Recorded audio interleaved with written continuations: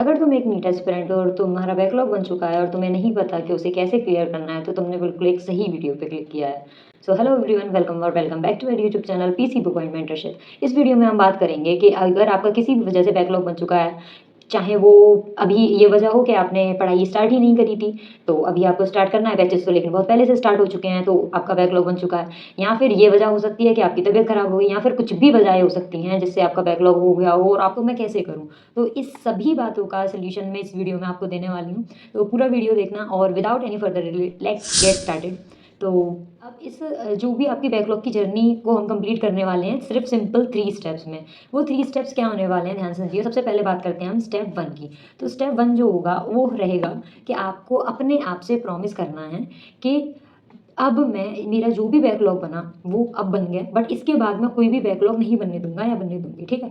Comment section में promise करके जाना मुझसे कि दीदी अब मैं ये वाला बैकलॉग कंप्लीट करूंगा और इसके बाद में मैं अपना कोई भी बैकलॉग बनने नहीं दूंगा, ठीक है।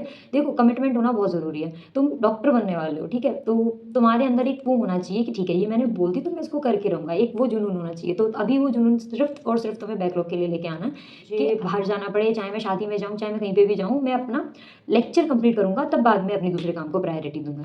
ओके, तो स्टेप 1 में तुम्हें ये करना है। स्टेप 2, ये इंपॉर्टेंट पार्ट है, ध्यान से समझिएगा। स्टेप 2 में आपको क्या करना है, नोट डाउन करना है वो सारे पार्ट, जैसे कि फिजिक्स, केमिस्ट्री और बायोलॉजी को आपको एक ए4 शीट लेनी है। उसमें आपको अलग अलग करके बायफर्केट करके लिखना है। एक तरफ आपको लिखने हैं अपने स्ट्रॉन्ग चैप्टर्स, एक तरफ आपको लिखने हैं वीक चैप्टर्स बैकलॉग वाले।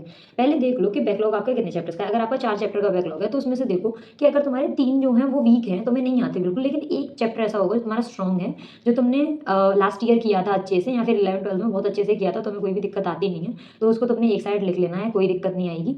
और फिर उसके बाद में तुम्हें क्या करना है, ये मेजर स्टेप है।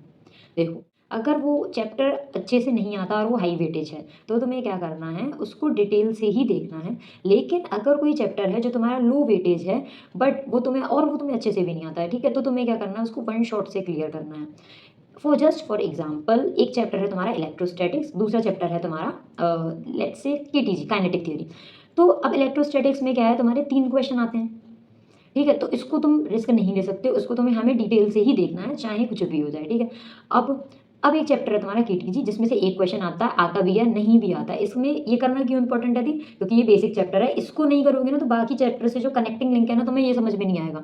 तो ये करना बहुत इंपॉर्टेंट है। लेकिन यहाँ से क्वेश्चन आता है, नहीं आता, ठीक है, डायरेक्ट क्वेश्चन नहीं आता, आएगा तो एक आएगा, वरना वो भी नहीं आएगा। तो उसके लिए जब आप यकीन के लेक्चर देखोगे, कम से कम भी 8 लेक्चर करवाए होते हैं केटीजी के, ठीक है। या फिर थर्मल प्रॉपर्टीज एक क्वेश्चन आता है उसमें से, या फिर रिप्रोडक्टिव हेल्थ, मतलब ऐसे ऐसे चैप्टर्स जिनको तुम्हें पता है कि एक क्वेश्चन ही आएगा, एक से ज़्यादा नहीं आएगा, या फिर वो भी नहीं आएगा। क्या करना है उनके लिए आपको वन शॉट देखने हैं, बिल्कुल भी टेंशन नहीं लेनी। एक दिन उठाना है अपना, जिस भी दिन आपको लगे कि आज मेरा काम जल्दी हो गया है, ठीक है। या फिर कभी कभी क्या होता है, टीचर्स लीव पे होते हैं, आज उस दिन लेक्चर नहीं हुआ, उस दिन डीपीपी नहीं मिली, उस दिन क्वेश्चन प्रैक्टिस नहीं मिली, तुम्हें टाइम मिलता है, ठीक है। Be honest to yourself, तुम्हें टाइम मिलता है, ठीक है। झूठ मत बोलो। देखो, झूठ बोल किससे झूठ बोलोगे, मम्मी से, पापा से, टीचर से, मेंटर से, और अपने आप से नहीं झूठ बोल सकते ना। मैंने भी नीट की प्रिपरेशन की है, मैं जानती हूँ, हमें टाइम मिल जाता है इतना कि हम थोड़ा सा अपना अगर कुछ बैकलॉग है तो उठा के उसको कर पाएँ। उस दिन तुम्हें वो वाला जो तुम्हारा जो लेस वेटेज वाला चैप्टर है, जो तुम्हें या फिर अच्छे से आता है, उठा के उस दिन कंप्लीट करके रख देना है, और अपनी जो तुमने लिस्ट बनाई है उसमें उसको काट देना है कि ठीक है, मेरा ये वाला सेक्शन कंप्लीट हो गया। अब बात करते हैं स्टेप 3 की। अब आप बोलोगे दी आपने ये तो बता दिया कि लेस वेटेज का क्या करना है, मोर वेटेज का क्या।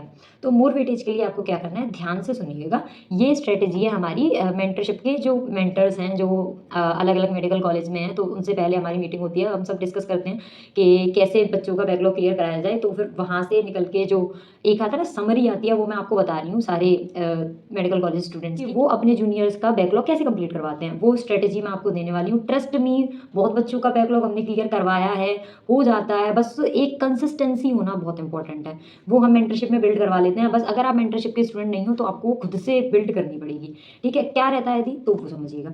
स्टेप 3 में आपको क्या करना है, उसको करने की ना 3 स्ट्रेटेजी हो सकती हैं, मैं तीनों बता रही हूँ, ध्यान से समझना। स्ट्रेटेजी 1, कि आप ना डेली पहले इनिशियली 1 घंटा अपने वीक में निकालोगे। डेली 1 घंटा, बस इनिशियली स्टार्ट करना 1 घंटे से। मान लो आप 8 घंटे की पढ़ाई कर रहे हो, 9 घंटे की करने लग जाओ, बस। मैं कुछ नहीं मांग रही आपसे, बस 1 घंटा एक एक्स्ट्रा पढ़ना। आपको 6-7 घंटे वीकली मिल जाएंगे आराम से। उस 6-7 घंटे में आप अपने जो डिटेल लेक्चर लेने वाले हो, वहाँ से 4-5 लेक्चर कंप्लीट कर लोगे आराम से, ठीक है, डेली 1 घंटा करके आराम से कर सकते हो। 1.5x पे 1.7x 75 पे करके या और नोट्स भी बना रहे हो तो भी 4-5 लेक्चर आराम से पहले वीक में आप कंप्लीट कर लोगे। Something is always better than nothing. तो जहाँ आप बिल्कुल ही कुछ नहीं कर रहे थे, आप 4-5 लेक्चर कर लोगे अपने बैकलॉग के। फिर सेकंड वीक से क्या करना है, इसको 2 आवर कर देना। 2 आवर के बाद आप क्या करोगे, 1 वीक में लगभग 12 लेक्चर 12 घंटे आपको मिल जाएँगे और आप अपने 7-8 लेक्चर कंप्लीट कर सकते हो। तो आप अपने 2 वीक में आपको पता भी नहीं चलेगा, लगभग डेढ़ लेक्चर डेढ़ चैप्टर या फिर 2 चैप्टर पूरे कंप्लीट कर लोगे। आराम से 2 चैप्टर कंप्लीट कर सकते हो, ठीक? ये स्ट्रैटेजी आपको रखनी है फिज़िक्स और केमिस्ट्री के लिए। तो फिर थी बायो के लिए क्या? तो बायो के लिए आपको क्या करना है, वो है आपकी स्ट्रैटेजी 2। इसी स्टेप 3 के अंदर बायो के लिए आपको यूज़ करना है संडे, क्योंकि मैंने आपको बताया कि वीक में 6 दिन आपको फिजिक्स और केमिस्ट्री 1 घंटा निकाल के करना है और संडे को आप करेंगे बायोलॉजी, क्योंकि बायोलॉजी हमें कैसे करना है, बायोलॉजी हम करेंगे वन शॉट से, except for genetics, biotech and कुछ इंपॉर्टेंट चैप्टर्स और जैसे ह्यूमन फिजियो का कुछ इंपॉर्टेंट चैप्टर्स वगैरह हैं। अगर आप मेंटरशिप में हैं तो अपने मेंटर्स से पूछ लेंगे, वो आपको बता देंगे। नहीं तो आप मेंटरशिप नहीं है, यूट्यूब पे सर्च वगैरह करोगे तो आपको पता चल जाएगा कि ठीक है, ये हाई वेटेज वाले चैप्टर हैं, ये जो या फिर जो मैंने नाम लिए हैं उनके आपको वन शॉट नहीं देखना है। बाकी सब चैप्टर्स आप वन शॉट से कर सकते हो। वन शॉट पीडब्ल्यू के करना, बाकी जो आधे घंटे 1 घंटे वाले वन शॉट होते हैं वो नहीं, वो वन शॉट ही नहीं है, वो सिर्फ खाना पूर्ति है, वो नहीं करनी है हमें। वहाँ से आप संडे मान लो एक वन शॉट पीडब्ल्यू में, जैसे तरुण सर एंड ऑल ने करवाया, मैंने खुद ने तरुण सर के वन शॉट यूज़ किए थे, तो मुझे पता है मेरा स्कोर बायो में काफ़ी बेटर रहा है, तो कोई दिक्कत नहीं आती है, कोई भी, ट्रस्ट मी, लिटरली कोई दिक्कत नहीं आएगी तुम्हें। और संडे को उठाना, टेस्ट दिया, 3 ही घंटे का टेस्ट होता है, उसको एनालिसिस में तुम फालतू में 12 घंटे लगाते हो, टाइम वेस्ट करते हो। एनालिसिस भी कैसे करना है कमेंट कर देना, वीडियो चाहिए तो मैं बना दूँगी, तुम टेस्ट में भी टाइम बचा लोगे और एनालिसिस में भी, मैं उसके बाद में बताती हूँ उसके बारे में। अभी तुम्हें क्या करना है कि जो आपको रहेगा टेस्ट के बाद में आपको मिलते हैं लगभग 6 से 7 घंटे फ्री। आप एक चैप्टर उठाओगे बायो का और उसमें कंप्लीट कर लोगे। फिर नेक्स्ट संडे को एक चैप्टर उठाओगे बायो का, इसमें कंप्लीट कर लोगे। फिजिक्स और केमिस्ट्री आप डेली कर रहे हो, बायोलॉजी आप संडेज़ को कर रहे हो, तो ये दोनों चीज़ें आप पैरेलली चला रहे हो। समझ रहे हो?